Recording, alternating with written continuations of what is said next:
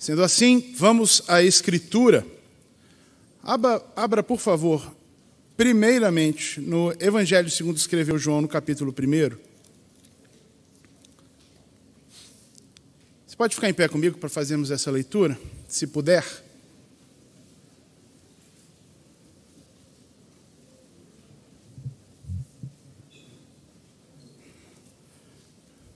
João, capítulo 1. A gente conhece um bocado dele, né? Mas vamos ler assim. No princípio era aquele que é a palavra. Ele estava com Deus e era Deus. Ele estava com Deus no princípio. Todas as coisas foram feitas por intermédio dele. Sem ele, nada do que existe teria sido feito. Nele estava a vida, e esta era a luz dos homens. A luz brilha nas trevas, e as trevas não a derrotaram. Pule para o verso 10. Aquele que é a palavra estava no mundo, e o mundo foi feito por intermédio dele, mas o mundo não o reconheceu. Veio para o que era seu, mas os seus não receberam. Contudo, aos que o receberam, aos que creram em seu nome, deu-lhes o direito de se tornarem filhos de Deus, os quais não nasceram por descendência natural, nem pela vontade da carne, nem pela vontade de algum homem, mas nasceram de Deus.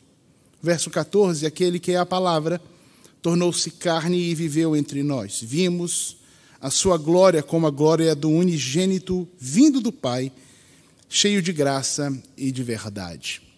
Por favor, vamos para 1 Coríntios capítulo 11.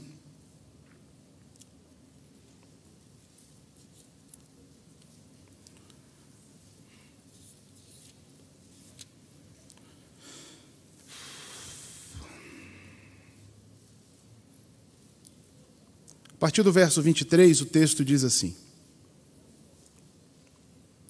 Pois recebi do Senhor o que também lhes entreguei, que o Senhor Jesus, na noite em que foi traído, tomou o pão, e tendo dado graças, partiu-o e disse: Isto é o meu corpo, que é dado em favor de vocês. Façam isto em memória de mim. Da mesma forma, depois da ceia, ele tomou o cálice e disse: Este cálice é a nova aliança no meu sangue. Façam isso sempre que o beberem em memória de mim. Amém. Por favor, tome o seu lugar.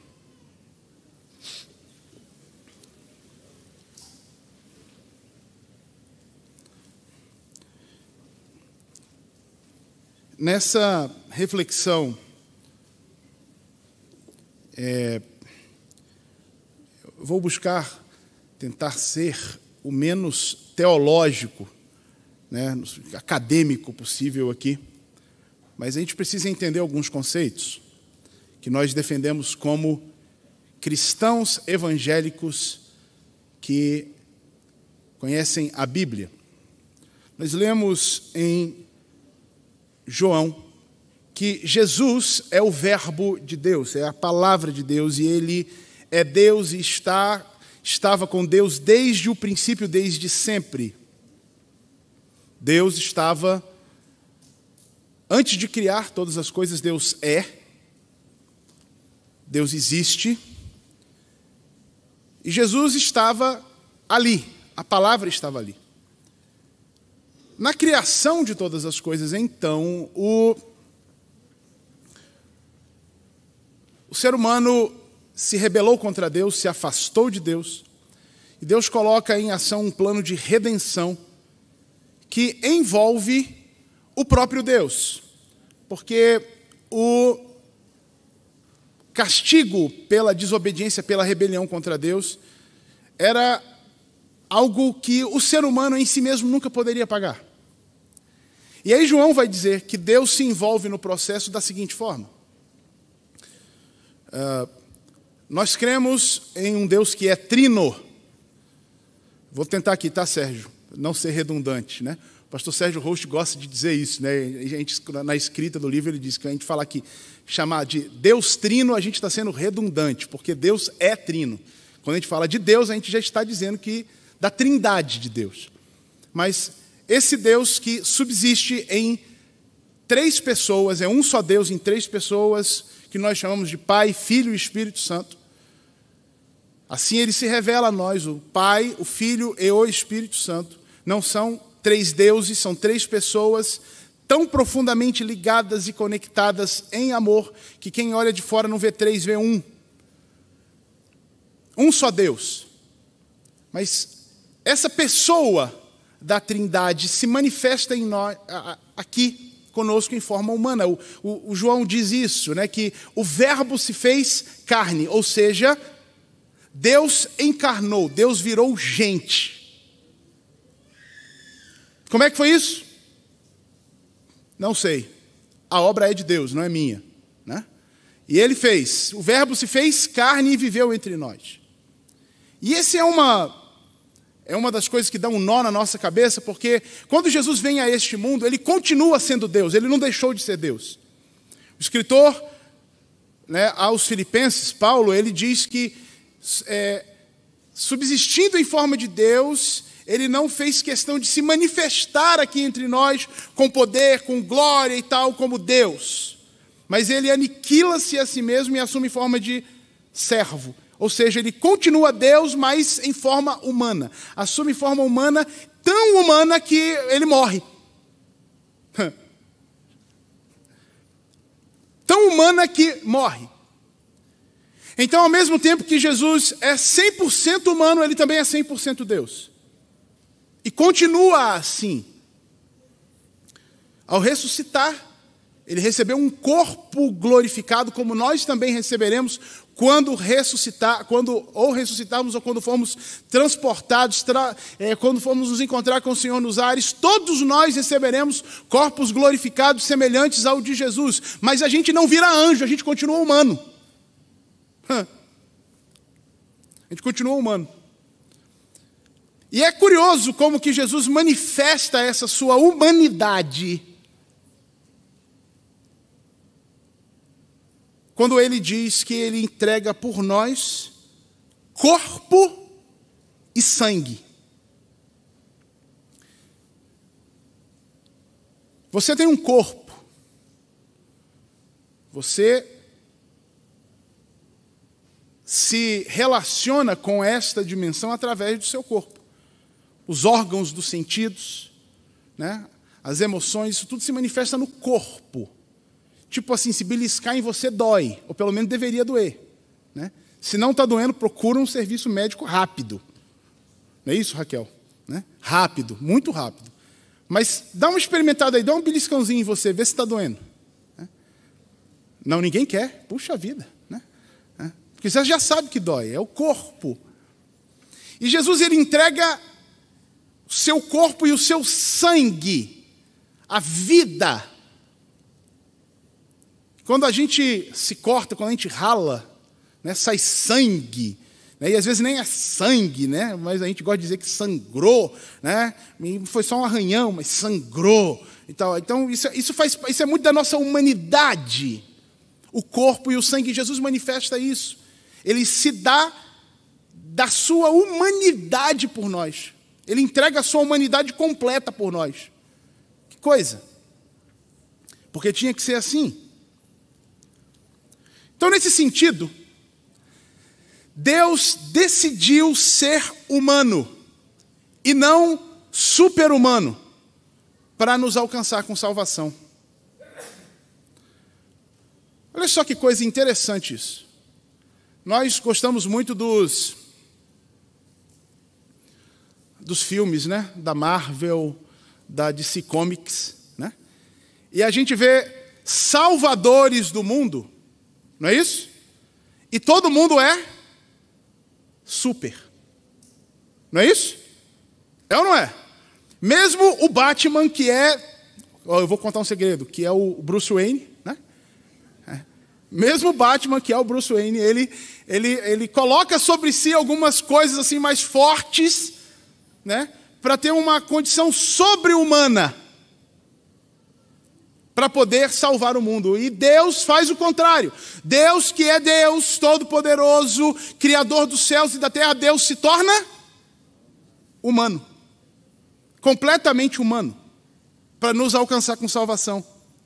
Ou seja, o sofrimento na cruz, que a gente está lembrando aqui hoje, quando a gente come o pão e quando toma o fruto da videira, o sofrimento de Jesus foi real. Doeu mesmo. machucou mesmo, sangrou mesmo. As feridas infeccionaram, inflamaram. Jesus sofreu enquanto padecia por nós. Sofrimento foi real porque o sofrimento humano é real. Ou não é? O sofrimento humano é real. E o nosso sofrimento, ele é consequência do nosso pecado. A humanidade sofre por causa do pecado que ela cometeu lá atrás. E aí deixa eu falar aqui para a moçada aqui, que está aqui no primeiro banco, né? Eu fiquei sabendo que na semana passada vocês perguntaram, lá no, não sei quem, eu não sei o nome do santo, só sei o milagre, né? Que alguém perguntou lá no culto infantil, não foi? Por que estava tendo determinado sofrimento, né, lá na Europa, se Deus é tão bom? Deixa eu falar para vocês, Deus é sempre bom, mas a gente ficou ruim. Nós, seres humanos, assumimos uma postura diante de Deus, a gente começou a querer agredir Deus. E isso deixou o sofrimento entrar no mundo. Deus nunca deixou de ser bom, Deus é sempre bom. Mas a gente ficou ruim. E quando a gente é ruim para os outros, inclusive. Para conosco mesmo e para com os outros. Deus não gosta de nada do que está acontecendo de ruim. Deus não é menos bom porque as coisas ruins acontecem. Nós é que estamos ficando cada vez mais difíceis. A gente está ficando cada vez pior. Não é que Deus é ruim, é que a gente é ruim. Entenderam? Beleza? Obrigado. Todos vocês entenderam também? Ai, oh, que coisa boa, né? Todo mundo entendeu. O castigo que Deus coloca sobre nós é um castigo de sofrimento, por isso que Jesus sofre. O sofrimento que era nosso, Jesus passou por nós. E a vitória na cruz do Calvário, ela não foi aliviada. Ela não foi maquiada com algum tipo de superpoder. Não aconteceu aquele negócio de Jesus está pregado na cruz, então vem, né? Ele puxa de si lá aquela palavra mágica e aí ele para de sentir dor. Aí ele se transporta para uma outra dimensão e não vive nada daquilo. Ele foi até a morte, e morte de cruz. Uma morte sofrida, uma morte dolorida. Aí você pergunta, mas ele não é Deus? E o Espírito Santo nessa história toda? Pois é, o Espírito Santo, naquele momento, ele, presente na vida de Jesus, dá a Jesus condições de enfrentar o sofrimento e cumprir o propósito que estava escrito para ele, assim como para mim e para você. O Espírito Santo capacita a mim e a você para, apesar dos sofrimentos, enfrentarmos tudo isso e alcançarmos a vitória, o propósito que Deus colocou na nossa vida. Mas o sofrimento existe e quando a gente come do pão e bebe do cálice, a gente está se lembrando que Jesus sofreu de verdade, sofreu como ser humano. Deus se fez um de nós e sofreu como um de nós. Morreu como o ser humano morre. Ele não ficou morto. O pecado não teve poder sobre ele, a morte não teve poder sobre ele porque o pecado não estava nele. Então, só morre quem peca. Como ele não pecou, a morte não pôde detê-lo. E ele é a primícia dos que ressuscitam. Todos nós, é uma promessa da palavra.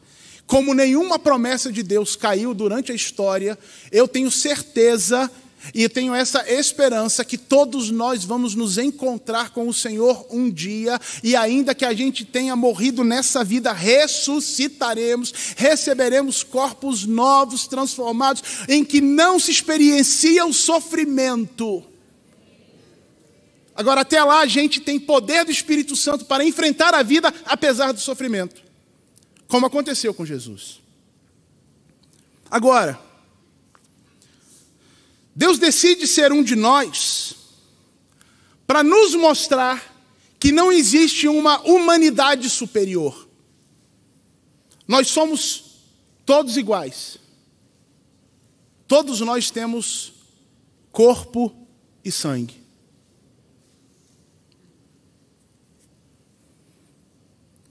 Nenhum de nós tem corpo diferente. Nenhum de nós tem sangue diferente. Não existe sangue azul.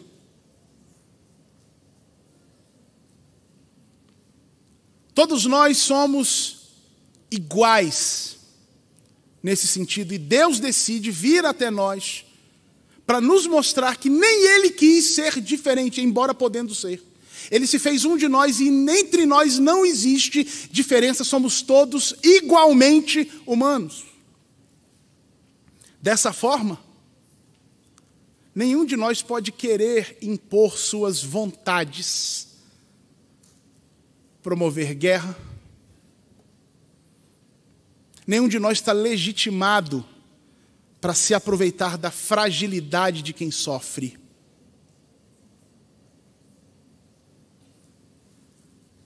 Nenhum de nós. Ninguém é melhor do que ninguém para dizer: eu passo por cima de você. Eu posso passar por cima de você. Pode por quê?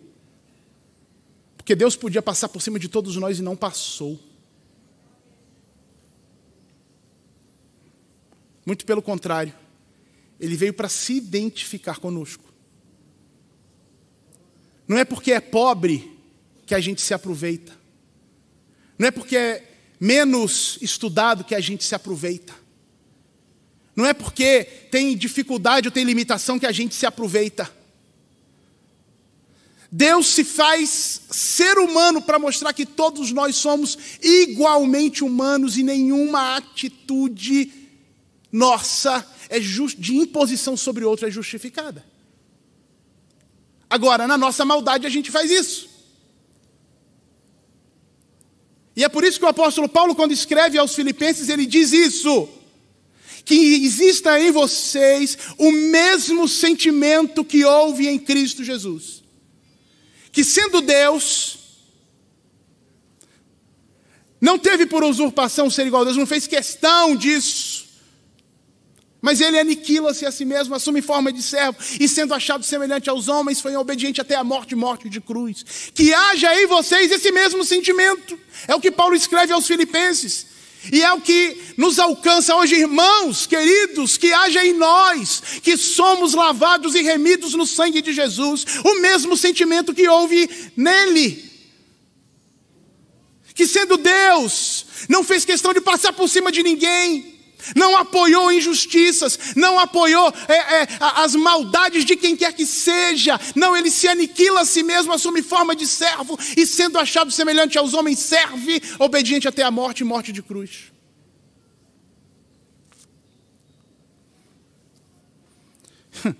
É curioso porque a gente olha para o que está acontecendo, por exemplo, na Europa hoje, e a gente acha que é um problema de quem não conhece Deus. Só que essa é uma marca que está no nosso coração, inclusive dentro da igreja. E por que eu estou dizendo isso? É porque eu conheço todo mundo? Não, é porque está na Bíblia. Paulo escreve aos Coríntios. Paulo está dando essa ordem. Nós temos essa ordem da ceia do Senhor em 1 Coríntios capítulo 11, exatamente por causa do problema levantado no começo do capítulo. Que é o quê? Os crentes achando que podem ser superiores uns aos outros. E aí quando você chega no verso 22, por exemplo, 21 do capítulo 11, ele diz assim: porque cada um come a sua própria ceia sem esperar pelos outros. Assim, enquanto um fica com fome, o outro se embriaga. Será que vocês não têm casa onde comer e beber? Ou desprezam a igreja de Deus e humilham os que nada têm? Que lhes direi? Eu os elogiarei por isso? Certamente que não. Queridos, ele está falando para a gente que é crente. Porque a gente precisa ter no nosso coração, a gente precisa assumir na nossa postura, todo dia que nós somos igualmente humanos, nós comemos um pão e bebemos o suco de uva para falar do corpo físico humano do nosso Salvador Jesus, para falar do sangue que é do nosso Salvador Jesus, um corpo como eu tenho, como você tem, ninguém é melhor do que ninguém.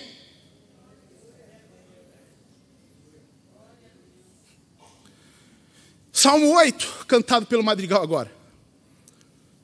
Vou até voltar lá.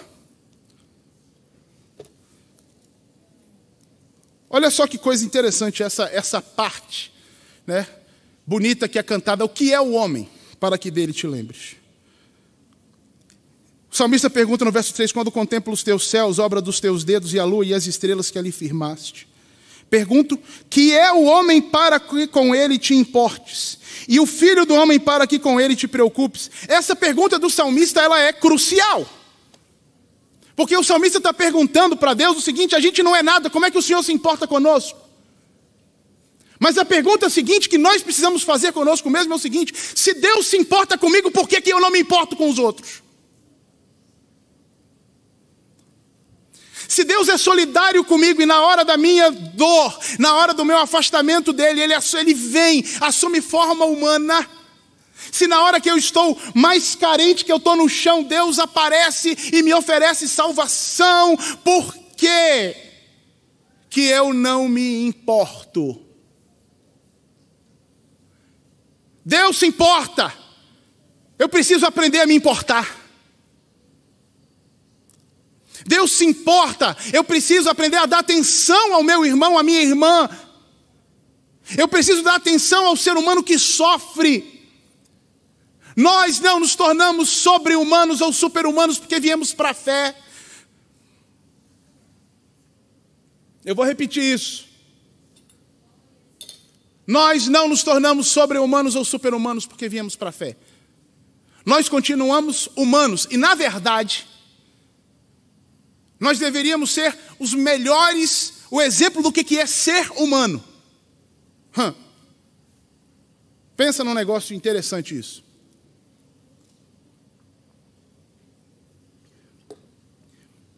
Eu gosto muito de falar aqui, especialmente quando eu estou falando de estudo bíblico, ministrando a igreja de forma em estudo, que Deus criou, e é interessante ver isso porque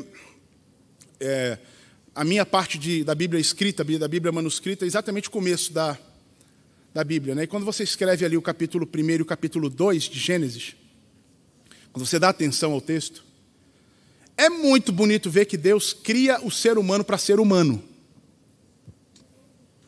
Deus não cria o ser humano para ser anjo.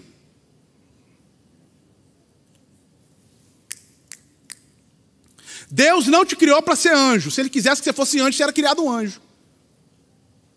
Mas Ele te criou para ser humano. Para viver experiências que os anjos não vivem. Para fazer coisas que os anjos não podem fazer. Para ter tipos de relacionamento que aos anjos não interessam, aos anjos não tem isso. E o problema é que às vezes a gente acha que porque veio para a fé a gente se torna anjo. Não! Agora que você veio para a fé, que você está sendo o seu caráter restaurado para ser semelhante ao caráter de Deus e voltar ao que você era no Éden, aí é que você tem que ser completamente humano. Especialmente no sentido do que é se identificar com o outro. Porque isso é que é o amor de Deus.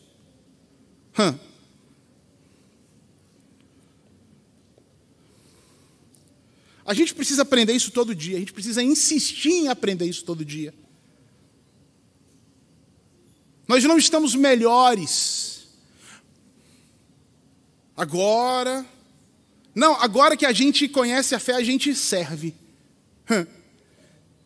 Sendo Deus, assumiu forma humana e serviu todo mundo.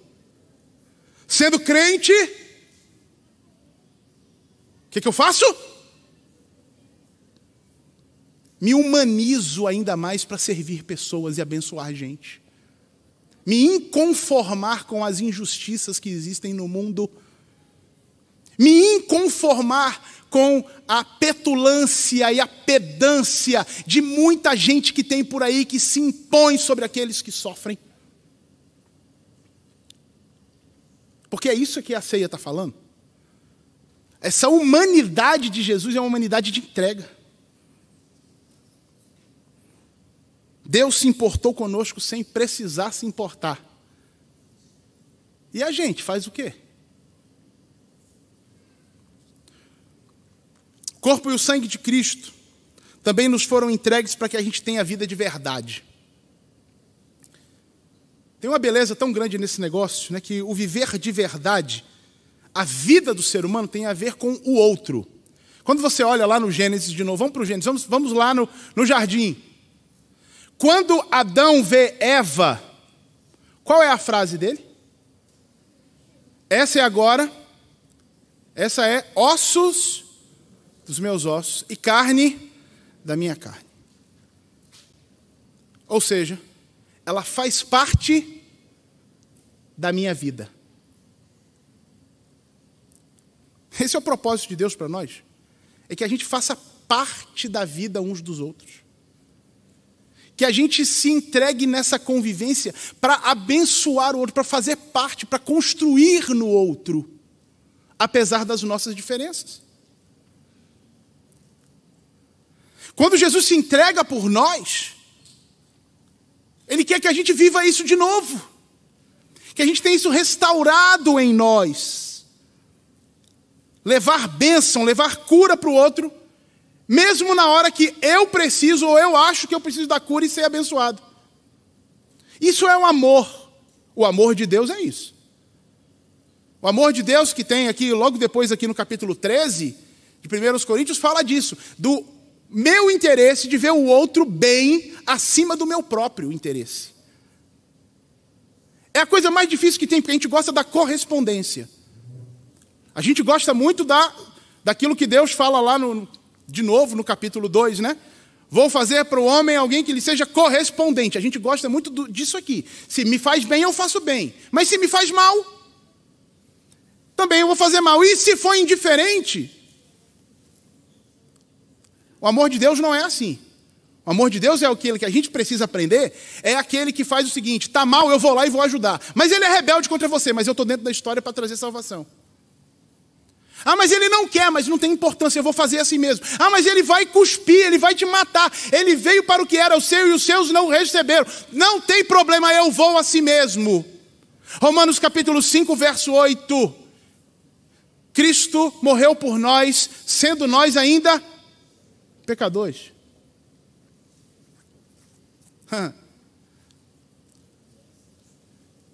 Se você quer ser abençoado, quem quer ser abençoado aqui?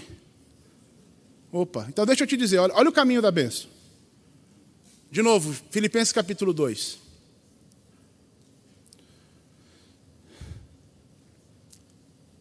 Ele, sendo Deus, não teve por usurpação ser igual a Deus, mas aniquilou-se a si mesmo, assumindo forma humana, forma de servo, e sendo achado semelhante aos homens, foi obediente até a morte, morte de cruz. Pelo que, depois disso, Deus o exaltou, soberanamente lhe deu um nome que é acima de todo nome, para que ao nome de Jesus se dobre todos os joelhos dos que estão no céu, na terra e debaixo da terra, e toda língua confesse que Jesus Cristo é o Senhor, para a glória de Deus Pai.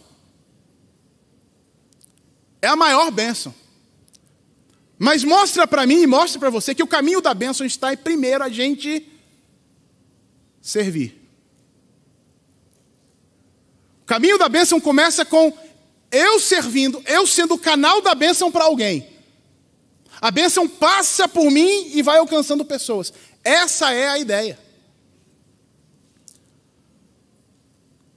E é bonito ver isso quando a gente vai para Romanos capítulo 8, que nós temos a promessa da bênção. Essa bênção que é muito semelhante à bênção de Jesus. Olha só no capítulo 8, o verso 32, ele diz assim.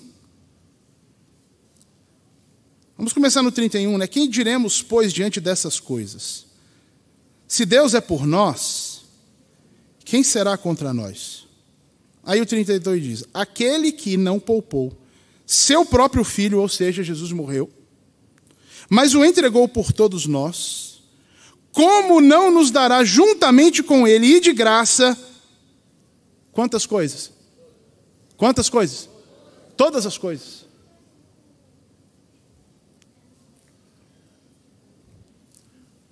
O caminho é ser servo, o caminho é abençoar, o caminho é se entregar como ele se entregou. O caminho é se doar como ele se doou. O caminho é oferecer aquilo que nós temos como ele fez por nós. Esse é o caminho da bênção. E aí eu vou te dizer que essas bênçãos e dádivas de Deus já impactam a nossa vida hoje aqui. Porque Deus tem todo o interesse em nos abençoar. E escuta isso bem. Escuta o que eu estou te dizendo. Deus tem todo o interesse em te abençoar. Porque quando Ele te abençoa, Ele está apontando para todo mundo que te cerca como é que é a vida que vai vir ali na frente. É certo que aquilo que a gente tem nessa vida hoje aqui, amados, é muito pouco. É muito pouco. Você quer saúde? Você quer saúde nessa vida? Deus quer te dar saúde para mostrar que lá na frente a saúde é muito melhor disso que isso que você está vivendo aqui hoje.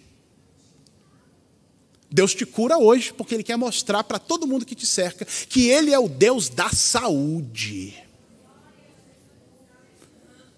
Você quer restauração de vida? O que você perdeu? Você quer que seja restaurado para a glória de Deus? Deus quer ser glorificado restaurando isso que você perdeu. Sabe por quê? Porque Deus está conduzindo um projeto de restauração de todas as coisas. Ele quer restaurar o que está na tua vida falho aí, para mostrar que Ele tem poder para restaurar tudo. Por isso que Ele tem interesse de te abençoar. Você está precisando aí de uma bênção financeira? Deus quer te abençoar financeiramente. Para mostrar através da sua vida que a bênção que Ele traz enriquece, não acrescenta dores, abençoa muita gente do mesmo jeitinho que Ele está fazendo com a gente. Porque lá na frente, quando virar essa página da história, nós andaremos numa cidade que é indescritível. Aquilo que o olho não viu, que o ouvido não ouviu e não subiu ao coração do homem, é aquilo que Deus tem preparado para aqueles que o amam. Deus te abençoa hoje para mostrar como é que vai ser amanhã.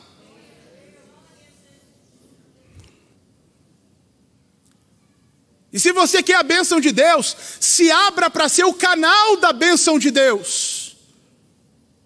Se abra para ser aquele por quem a bênção passa e alcança muita gente. Para que você quer saúde? Porque eu quero viajar o mundo. Não vai rolar. Para que você quer dinheiro? Para eu torrar aí, né? Comprar um monte de coisa para mim. Não vai ganhar. Para que você quer mais tempo? Para que você quer mais tempo? Para que você quer se aposentar, né? E agora eu vou ter tempo. Para que você quer tempo? Para assistir Netflix em casa. Não vai rolar. Porque a bênção de Deus tem propósito. A bênção de Deus é para alcançar outros. Deus quer nos usar como canal da bênção. Deus quer te usar como canal da bênção. Deus quer agir através de você. Coloque a tua vida diante de Deus e observe Deus agir através de você. Porque aquilo que você não pode fazer, o Espírito de Deus está aí para fazer. Isso tem tudo a ver com a ceia. Com essa entrega da humanidade. Seja humano. Seja abençoador. Talvez você não vai reter bênção. Deus não te chamou para ser represa. Jesus disse que aquele que crê em mim, como dizem as Escrituras, grandes represas serão colocadas no seu interior. É isso? Não é isso? Pensa numa represa bonitona, cheia de concreto. É isso mesmo? Não, aquele que crê em mim, como dizem as Escrituras, é o quê? Rios de água viva vão fluir, vai passar, vai alcançar gente, vai fluir, vai para frente, vai tocar em pessoas, vai mudar histórias, vai impactar aí a existência de muita gente. É isso que Deus quer fazer com você. Receba a bênção do Senhor para ser um rio de vida, para a glória do nome dEle.